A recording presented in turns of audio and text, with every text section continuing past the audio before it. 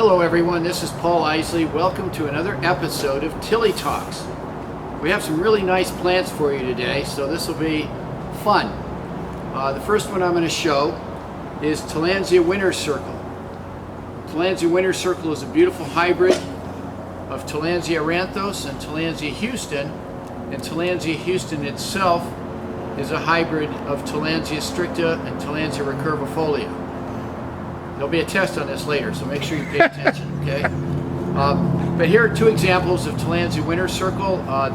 This one, of course, is much larger. It has a much longer stem. The inflorescence is just starting to come out. This one, the inflorescence is just about at its most beautiful state. It has lots of beautiful blue flowers on it, and it will get pollinated by the hummingbirds if you put it out in your patio. So Tillandsia Winter Circle, one of the really nice Tillandsias. A similar Tillandsia is one of the parents of Winter Circle, Tillandsia Houston. There are many permutations of Tillandsia Houston, many different cultivars, many different forms, mostly with the inflorescence being different, the leaves being a little bit different. And this one is called Houston Special. And Houston Special, these are both blooming. And one was grown from a seed and one was grown from an offset. The one that's grown from an offset is a little bit stiffer leaved. The one that was grown from seed is a little bit grayer leaved and softer. So Tillandsia Houston. This one has a great shape. This is called Tillandsia Wavy Wonder. And Wavy Wonder is a hybrid of Tillandsia bulbosa and Tillandsia pseudobalei. It has striations in the leaf sheaths. The round part of the leaf here at the bottom is called the sheath. The long thin part is called the blade. And on the sheath here, up close and personal, you can see wrinkling on the leaves and little thin purple striations. That's a dead giveaway for Tillandsia pseudobalei. And then the greenness of the plant and the shape of the plant indicates the bulbosa as the mother plant. And this one's interesting. This is Tillandsia the Perfect Blend, which is a hybrid of Tillandsia lucile and Tillandsia bulbosa. Lucile itself is a hybrid of Ailersiana and bulbosa. So that's back cross to Tillandsia bulbosa, and you have Tillandsia the Perfect Blend. It's got a great shape and color to it. And over here we have Tillandsia exertive by Streptophila. This is Tillandsia Haiti Gultz. This was named after a friend of mine outside of Frankfurt, Germany. Her dad was one of the early bromeliad hybridizers and growers, Hans Gultz. And so I named this one for his daughter Haiti, who I met back in the mid-70s.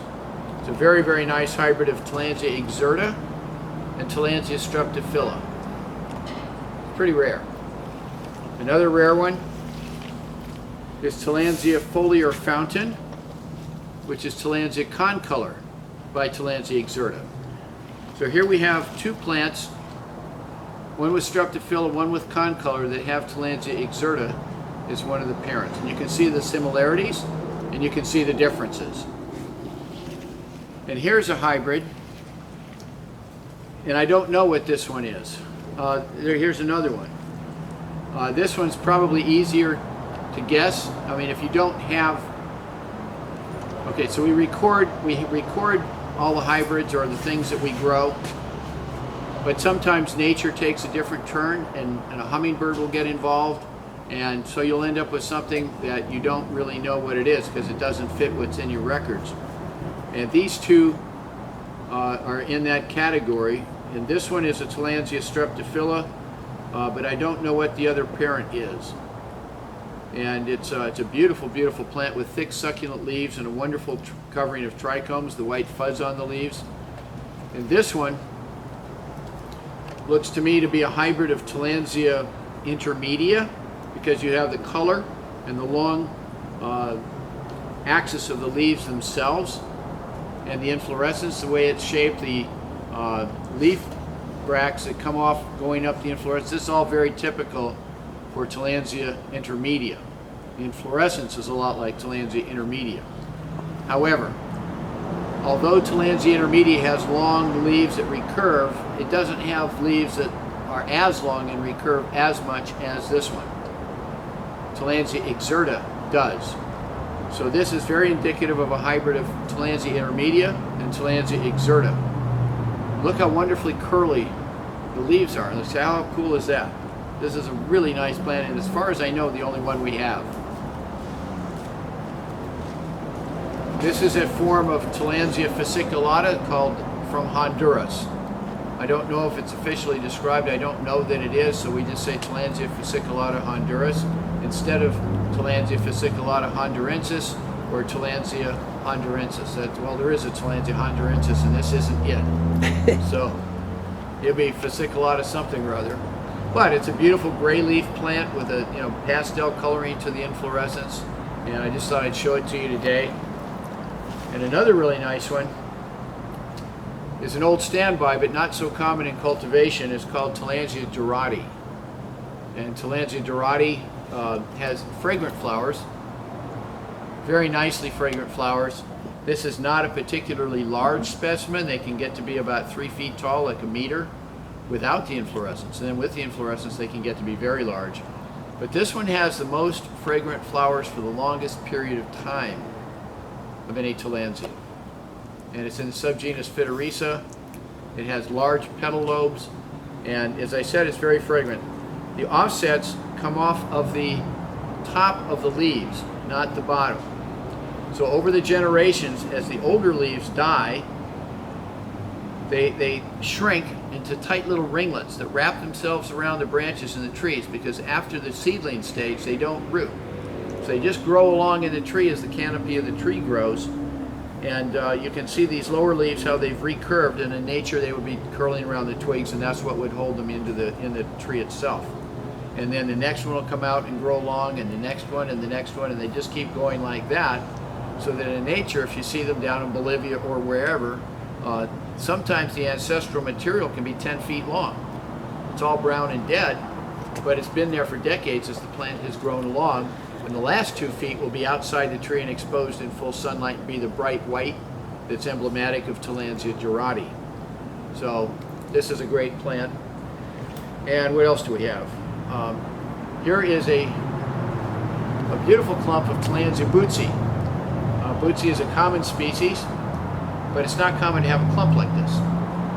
And it's coming into bloom. As you can see, it's actually flowering, and it has dead flower petals, so it's probably about finished blooming. I don't see any flowers on this one. These spikes have some color. It gets a salmon color to the flower spikes on the inflorescence, and then the flowers themselves are purple.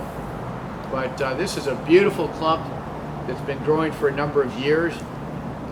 I can see you out there saying, well, how many years, right? I don't know. If I had to guess, I'd say from one plant, maybe 15 years or so.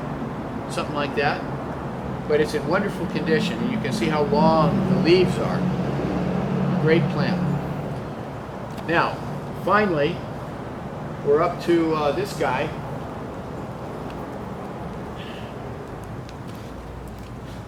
And this one is fasciculata by Philip. And it's a gorgeous, large Tillandsia hybrid with lots of color. And it gets the color mostly from the Streptophila, the rose colored. And we named this one Towering Inferno, which I think is rather appropriate for this one. It's got great color and size and shape, and Towering Inferno, here we are. So when you get a chance, if you'd like to visit our website, rainforestflora.com, our Instagram is out there. I guess it's Rainforest Flora.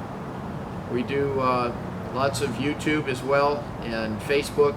So welcome to visit us anytime. Follow us and come to the nursery in Torrance. You know, we've got a pretty neat place here, and we'd love to see you.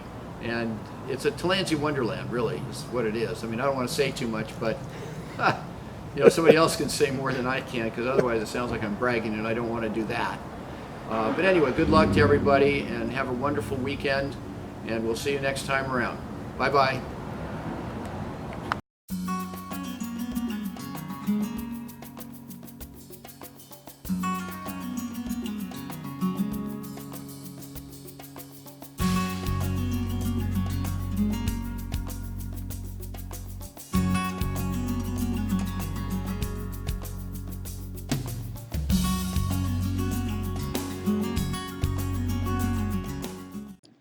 Rainforest Flora Incorporated